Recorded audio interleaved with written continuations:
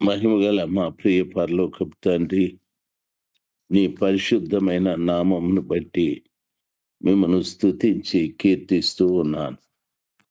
తండ్రి, ఈ ఉదయకాలాన వారు నిర్ణయించుకున్నటువంటి విషయాలు ధ్యానించటానికి మా అందరికీ కృపను మీరు దయచేశారు.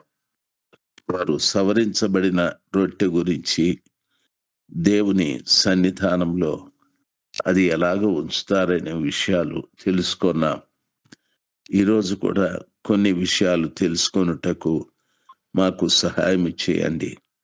వాక్యం వినే ప్రతి బిడ్డను, వారి కుటుంబంలో ప్రతి వారిని మా నాయన మీరు ప్రేమిస్తున్నారు.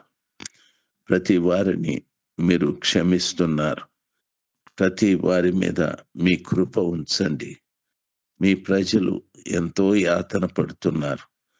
ఇశ్రాయేలు దేశంను, ఆ ప్రజలకు క్షేమాన్ని దయచేయండి. వారితో సహపౌరస్వత్వం కలిగి జీవిస్తున్న మాకును క్షేమమును దయచేయండి. మీరే మహిమ పొందుకొనమని యేసయ్య ప్రశస్త నామమున ప్రార్థించి వేడుకుంటున్నాము తండ్రి. Amen, amen. జూన్ మాసం 23వ తారీఖు 2026 మంగళవారం. ప్రియులారా, నెహెమ్యా గ్రంథము 10వ అధ్యాయము 33వ వచనం. అక్కడ నిత్య నైవేద్యము అని చెప్పబడింది. ఒకటి సవరించబడిన రొట్టె, 2 నిత్య నైవేద్యం అని. ముఖ్యంగా ఇది ప్రత్యక్షపు గుడారంలో, దేవాలయంలో జరిగే ఆరాధనలో ఒక భాగం. నిత్య నైవేద్యం అంటే ప్రతిరోజు ఉదయం, సాయంకాలము ఒక గొర్రె పిల్లను దహన బలిగా అర్పించి దానితో పాటు పిండి, నూనె, ద్రాక్షరసం అర్పించేవారు. ఈ విషయము నిర్గమాకాండము 29వ అధ్యాయము 42వ వచనములో చెప్పబడి ఉంది. ఈ విషయము సంఖ్యాకాండంలో కూడా 28వ అధ్యాయము 3వ వచనము నుండి 8వ వచనం వరకు చెప్పబడి ఉంది. కాబట్టి నిత్య నైవేద్యము ఉదయము, సాయంకాలము అర్పించాలి. గొర్రె పిల్లను దహన బలిగాను, దానితో పాటు పిండి, నూనె, ద్రాక్షరసమును అర్పించేవారని. ఇశ్రాయేలు దేవునితో పాటు నిరంతర సహవాసంలో ఉండటానికి నిత్య నైవేద్యాన్ని అర్పించేవారు. దేవుడు వారి మధ్యనే నివసిస్తున్నాడని గుర్తు చేయటానికి వారి దహన బలి అర్పించేటటువంటి వారు. ప్రియులారా, పాప పరిహారం దేవునికి మరియు దేవునికి సమర్పణ భావాన్ని చూపుటకు, అంటే నా దేవుడు నా పాపమును పరిహరించాడు అని చెప్పుకోవటానికి గుర్తుగా దీన్ని అర్పించాలి. సాయంత్ర బలి, ఉదయం ఒక గొర్రె పిల్ల, సాయంత్రం ఒక గొర్రె పిల్ల. ఇది నిత్యము కొనసాగించవలసిన ఆజ్ఞ ఇవ్వబడింది. ఈ విషయము సంఖ్యాకాండము 28వ అధ్యాయము 3-4 వచనాలలో చెప్పబడ్డాయి. అయితే క్రొత్త నిబంధనకు వచ్చిన తరువాత మన యేసు ప్రభుల వారు పాపముల కొరకు ఒకసారి బలిగా అర్పించాలని, దాని సంపూర్ణమైన బలిగా అర్పించాలి. అర్పించబడిన వాడిని విశ్వాసులు చూస్తారు. హెబ్రీ పత్రిక 10:10లో ఆ ప్రకారమే క్రీస్తు సంపూర్ణమైన బలిగా మన కొరకు సిలువ వేయబడ్డాడు కదా. దేవుని పిల్లలు గమనించాలి. ఇది మన జీవితానికి ఒక ఆధ్యాత్మికమైన పాఠమని చెప్పాలి. ప్రతిరోజు దేవునికి అర్పణతో అర్పిస్తూ మనము జీవించాలి. ప్రార్థన, కృతజ్ఞత, పవిత్రమైన జీవితాన్ని కొనసాగించాలి. ప్రియులారా, ఈ రీతిగా నిత్యమైన నిబంధనను ఇజ్రాయేలు ప్రజలు అర్పించటానికి నిర్ణయించుకున్నారు. నిత్యము అర్పించినటువంటి దహన బలులు ఏమంటారంటే డైలీ బర్ంట్ ఆఫరింగ్ అని ఇంగ్లీష్లో చెప్తారు. పాత నిబంధనలో దేవుడు ఇశ్రాయేలీయులకు ఇచ్చిన ఆజ్ఞగా ఉంది. అయితే ఇశ్రాయేలీయులు కూడా సవరించబడిన రొట్టె నైవేద్యము నిత్యము అర్పించేటటువంటి దహన బలు గురించి వారు తీర్మానము చేసుకున్నారు. ఆ రీతిగా సమర్పించుకున్నారు. నిత్య దహన బలి అంటే ప్రతిరోజు అర్పించవలసినది. అది ఉదయకాలము ఒకటి, సాయంకాలము ఒకటి దహించు బలిగా అర్పించాలి. అది పరిశుద్ధ గ్రంథమైన బైబిల్లో నిర్గమాకాండం 29, 38, 39 వచనాలలో ఆ వాక్యము చెప్పబడి ఉంది. ప్రతిరోజు ప్రతిదినము సంవత్సరపు 2 గొర్రె పిల్లలను నిత్యముగా అర్పించాలి.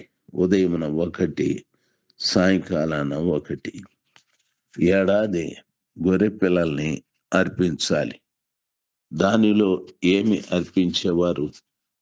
లోపం లేకుండా ఒక సంవత్సరపు గొర్రె పిల్లతో పాటు పిండిని తీసుకొని వచ్చి అర్పించేవారు. నూనెను తీసుకొచ్చి అర్పించేవారు. ద్రాక్ష రసాన్ని కూడా తీసుకొని వచ్చి అర్పించేవారు. ఏడాది గొర్రె పిల్లతో పాటు పిండి, నూనె, ద్రాక్ష రసం వీటితో మనము సంతృప్తి చెందుతూ ఉన్నాం. ఇది నిత్య దహన బలి కొరకు ఉపయోగించే పదార్థాలని పరిశుద్ధ గ్రంథమైన బైబిల్ సెలవిస్తుంది. ప్రియులారా, దేవుని పిల్లలుగా మనం ఆలోచించవలసిన విషయం సంఖ్యాకాండం 28:3-8 కూడా ఆ మాటలు రాయబడ్డాయి. ఆ యొక్క వాక్యంలో చెప్పినట్టు నిత్య దహన బలి అనేటటువంటిది ప్రత్యక్ష గుడారం తరువాత దేవాలయంలో అర్పించాలని వాక్యము సెలవిస్తుంది. దేవాలయంలో కూడా బలిపీఠము దగ్గర అర్పించాలి. అగ్ని ఎల్లప్పుడూ ఉండేది బలిపీఠం మీద. అక్కడ వాళ్ళు అర్పించేటటువంటి వారు. అయితే లేవియాకాండము 6వ అధ్యాయము 13వ వచనంలో కాకుండా దేవుని వాక్యం సెలవిస్తుంది. బలిపీఠం మీద అగ్ని నిత్యము ఎల్లప్పుడూ అది ఉతకబడుతూ ఉండాలి. ఒక నిత్యము అర్పించేటటువంటి దహన బలి. లేవియాకాండము 6వ అధ్యాయం 13లో నిత్యము అగ్ని మండుచూనే ఉండాలి బలిపీఠం మీద. అది ఆరిపోకూడదు. ప్రియులారా, అలాగే క్రొత్త నిబంధనలో ఈ దహన బలి యేసు ప్రభుల వారిని సూచిస్తూ ఉంది. ఆయన ప్రతిరోజు కూడా ఆ మంట ఆరకుండా జీవించేవాడు. ఆయన ప్రార్థించటానికి ప్రాతకాలమందు వెళ్ళి సమయం ఉన్నప్పుడు ప్రజలకు చెప్పి ఆయన సాయంకాలం తిరిగి ఉంచాడు. ఆ నిత్యమైనటువంటి దహన బలి విషయంలో హెబ్రీ పత్రిక 10:10లో అంటాడు, యేసయ్య తన శరీరాన్ని ఒక్కసారిగా అర్పించి మనలను పరిశుద్ధపరిచారని.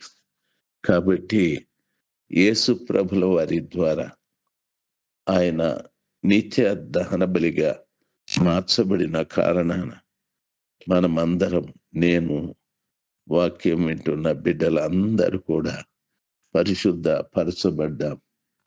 ప్రియులారా, గమనించాలి, ఈ నిత్య దహన బలి మనము ప్రతిరోజు దేవునికి అంకితమై జీవించాలి. రెండవది ప్రార్థన, స్తుతి అనేటటువంటి ప్రత్యక్షపు గుడారాన్ని గురించి ఆయన ఆలోచించలేదు. దేవా స్తోత్రాలు. ఆ రీతిగా ప్రార్థన, స్తుతి, కృతజ్ఞతలు నిత్యము అర్పించాలి. మన జీవితము దేవునికి జీవబలిగా మారిపోవాలి. అందుకని రోమా పత్రిక 12వ అధ్యాయం 1వ వచనము చెప్తాది. దేవునికి అనుకూలమును సజీవమైనటువంటి యాగమేది అంటే నీ శరీరములను దేవునికి సజీవ దహనము చేసుకోవడమే. మనం బ్రతికున్నట్టే ప్రభు పాదాల చెంత మనం కాల్చబడాలి. దట్ దేవునికి ఇష్టమైన కార్యం. మనం బ్రతికి ఉంటూ అగ్నిలో కాల్చబడితే చనిపోతాము కదా! అయితే చనిపోవు.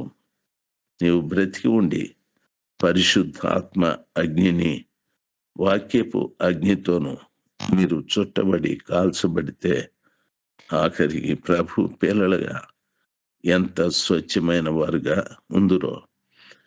ఈ రోజున చాలా మంది ఆ యొక్క సజీవ యాగముగా దేవుని కొరకు తమ శరీరాన్ని సమర్పించుకోవడం లేదు.